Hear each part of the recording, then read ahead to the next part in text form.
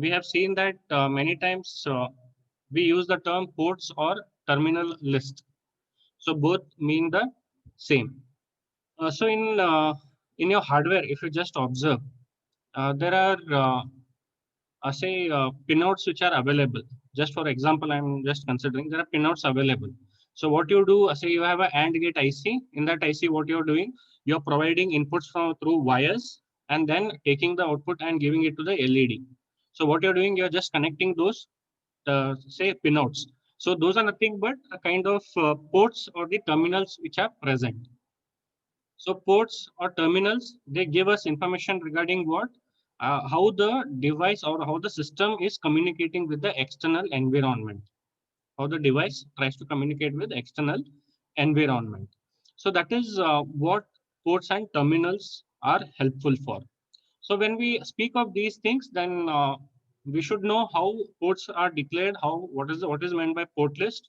So whether a module can have a port list or whether it can skip it, whether it can have declaration, whether it cannot have declaration. So that is what we'll be checking out. So in previous this thing discussion, we saw all these conditions. So let us continue. So ports basically provide the interface with which the module can communicate with the external environment. External means external to that module. So I can specify it in that way because we are following top-down design approach or bottom-up design approach. So one module wants to communicate with the lower module. So higher top level block is being say obtained from the lower level block. So in that again we have to create the instances of the lower level blocks and go ahead.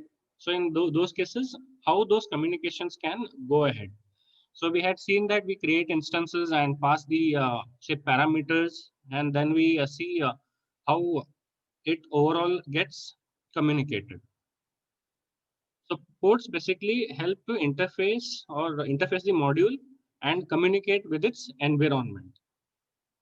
So in this example is input and output pins of the ICs, what we have.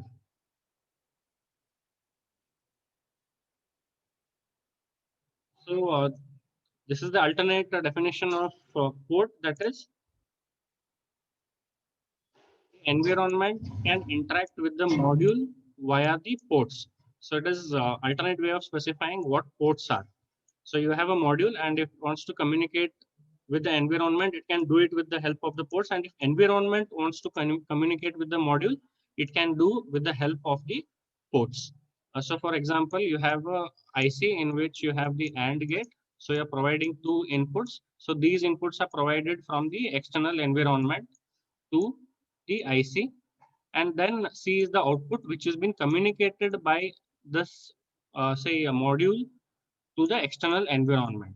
So something of this thing.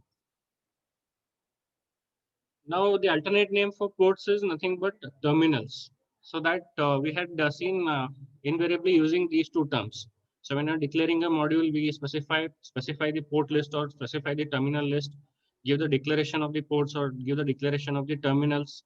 So both mean the same. Ports and terminals both mean the same. And now we had seen in previous this thing that whenever we define a module, right, we have to give some list of ports if it is there. So we had seen that we had five components and three parts. So we had the parts as module, then we had module name, then we had port list, then we had data flow, behavioral level, declaration. So these all things, tasks and functions. And lastly, we had end module part. Okay, end module part. So in this, we saw that module, module name, and end module are compulsory, and remaining can be optional. So what does this specify is a module can have a list of ports or it cannot have a list of ports. That means it is empty. So that is what we specify. So module definition can contain an optional list of the ports of the terminals. So that is what we had discussed. So if modules does not exchange signals with the environment, then there is no need to provide any port list. That is, there is no exchange of information between the external environment and the module. So it say you start off the say IC and it performs some operations and it is running on its own. So something of this kind. And yesterday also we had seen that we had a module called top, which did not have the port list. In that we had created instance of a T flip-flop. If you remember yesterday's class, we had created instance of T flip-flop. So here we have an example. So we have a system which has to provide the functionality of a full adder. It has to provide the functionality of a full adder.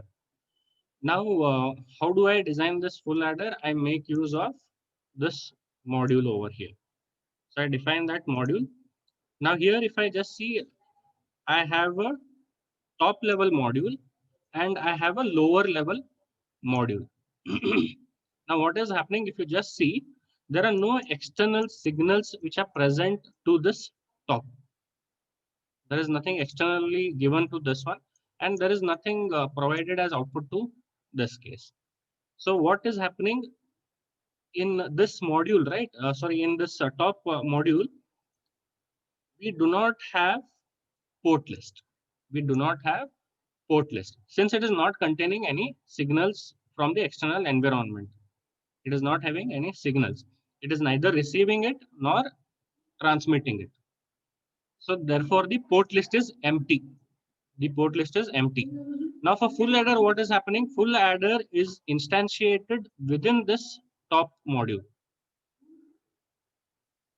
Full adder is instantiated within this top module. So what happens is this top module can provide the input to this full adder and it is providing output to the output from this full adder. So here you can see that it is having input ports and it is having output ports. So therefore what happens is in this case, full adder is having a port list. It has a port list. So here you can see that there are 3 input ports and 2 output ports. So in the previous example, we had the seen in module. We'll just check that.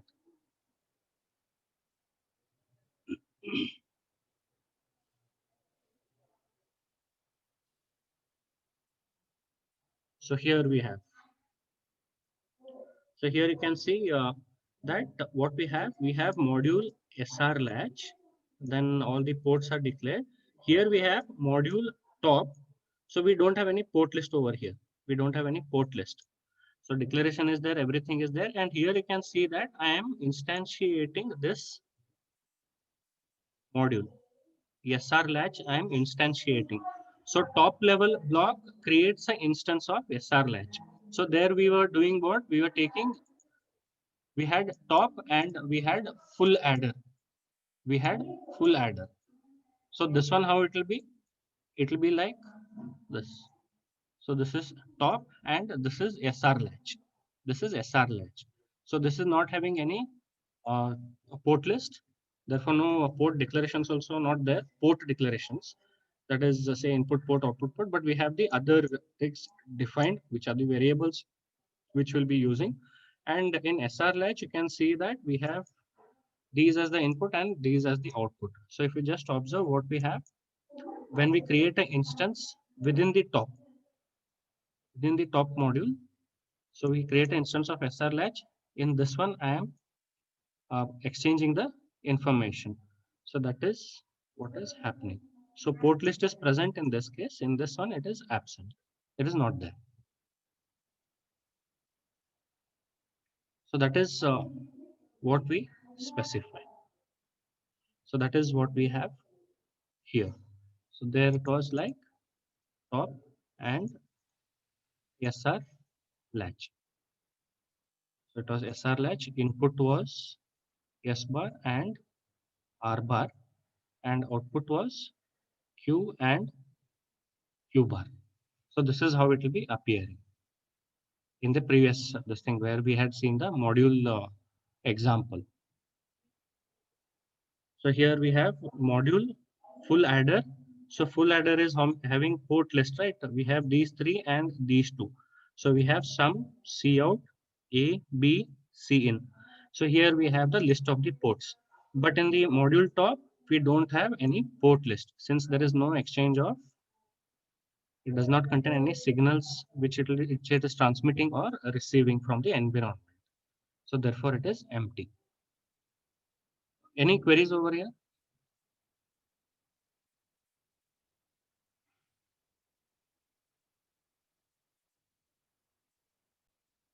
Okay.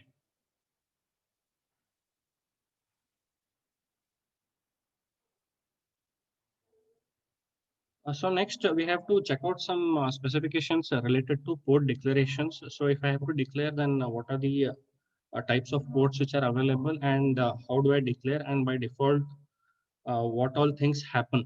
So that is what we have to look out for this case. So once we have the port list, we have to go for declaration in specifying whether it is input port or output port. So in some cases, port declaration is also optional. You can have the port list, but declaration not required. So it may be required for some debugging purpose. So let us just see what all things are present in port declaration. So all port list must be declared in the module. So either it has to be specified in three different types. That is, we have input port, output port, and in-out port. Now here, the declaration will be totally based on the direction of the signal which is allocated to that port. Suppose we have adder in this, say A and B are the input, and C is the output. So based on these directions, I can specify that A and B are the input, are related to input ports, and C is related to the output port. So suppose in some cases I want it bidirectional. So in that case, I have to declare it as bidirectional port, that is in-out port. So that will just check out few things. So input ports signals basically enter the module via this port. Output port signals leave the module via this port. And then we have in-out port, in which the signal can either get an entry into the module or leave the module using this port. So they are basically declared with the keywords. Since we have three different possible ports, we will be having three different possible keywords. So it is input, output, and in-out. So these are the three keywords which will be used to declare the ports. So next we have the same thing is specified. Verilog keyword is input, so it specifies that it is input port. Output, it specifies it as output port. In-out, it implies that it is bidirectional. It can act as input port or output port. So that is what it specifies. So we have an example of a full adder module, full adder, sum, cout, A, B, and Cin. So if I just see, these are related to what? Input to the full adder. These are related to the input of the full adder. That is the previous example what we had seen. A, B, and I should have carry in. Then what should be the result? The result should be sum and cout. Result should be sum and cout.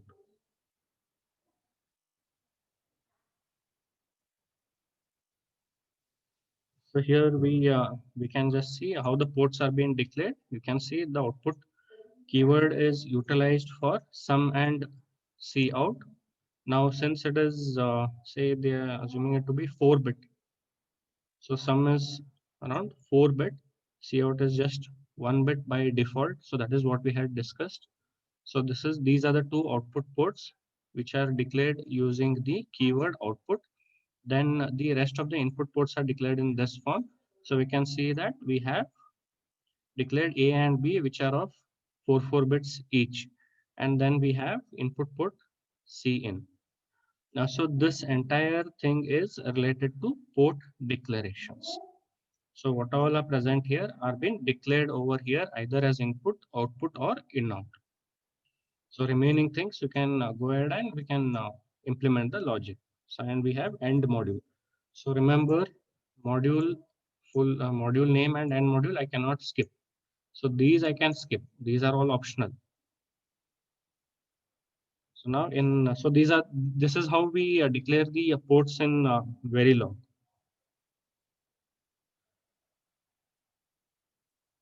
So there are again a few more concepts related to port declaration as to by default what are its type, say the data type. So all ports by default or implicitly will be declared as wire. So if you just say happen to observe, say I have an AND gate and it is a module what you have defined. So I'll be connecting here. So A and B will be the input. So which will be connected, say analogously through a wire. So it is net data type. So here it will be a kind of net data type. And here if you just see, I get the output. And this output has to be retained. If you have seen, it has to be retained. So on net, what happens? It will not be retaining the value. It will, if any changes is there, that will be provided over here, and that will be available at the other end. So here, what is happening?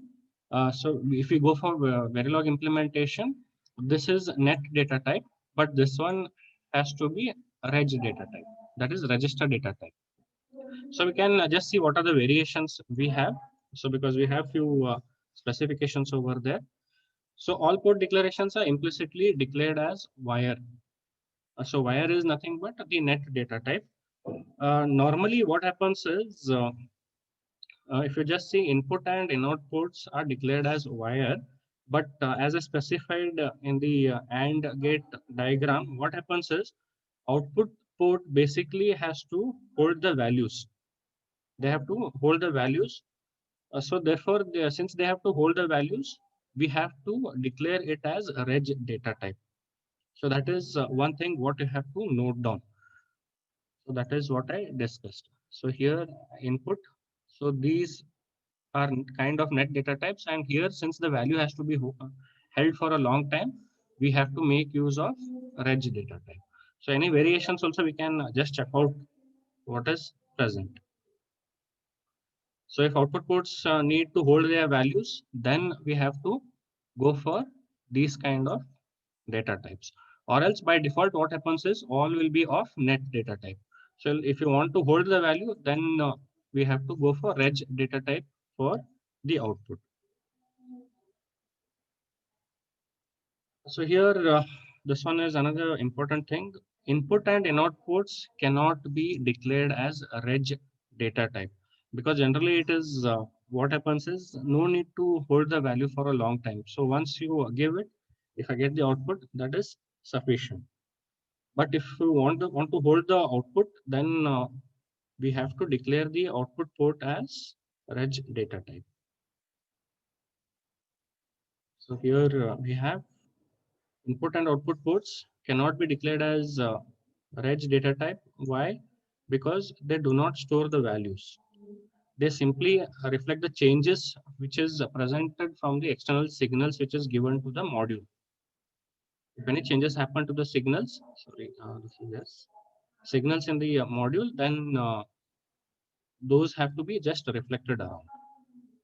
Suppose you there is a temperature sensor. If some changes happen in the temperature sensor, that has to be given, and then accordingly some action has to be taken. So something of these kind.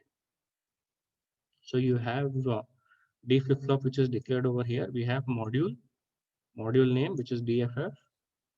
We have the port list. Now here we have output Q, and Q. What happens is, so I have declared it as output, and next I have to declare what data type it is. So here you can see Q is of register data type. Now what is happening is in your flip-flop, you see that it is a memory device. If I just consider that flip-flop is a memory device. So it should hold whatever information is present in it. So Q is the result. So Q has to be held in that memory. So if that is the case, then I declare it as reg data type. Otherwise, what happens is that this Q value will not be held within the memory. It will be erased or it will not be present. Only for instance, it will come up and then it will not be displayed. So since in the flip-flop, since it is a memory device, I declare Q as a reg data type. So if I declare it as a register data type, it holds the value whatever value is present in Q. So next we have inputs which are declared over here, and these will be of net data type by default. If you don't give any specifications, it will be by default net values. So previously also we had seen an example. So here we haven't specified anything. These are of net data types. These are the net data types. So this is scalar value, and this is vector value. If you remember, these also we had discussed.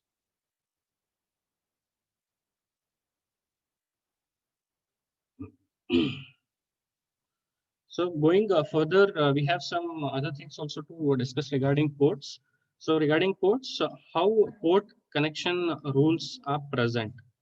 So which port can be connected, how, whether it is internal or external. So that is what we have to look out for.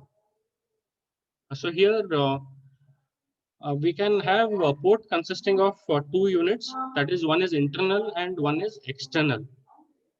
So internal is basically internal to the module, and external is related to the external parameters. So we'll just see what all things come over here. And now, whenever we look out for port connection rules, right, we have to follow some rules which are specified.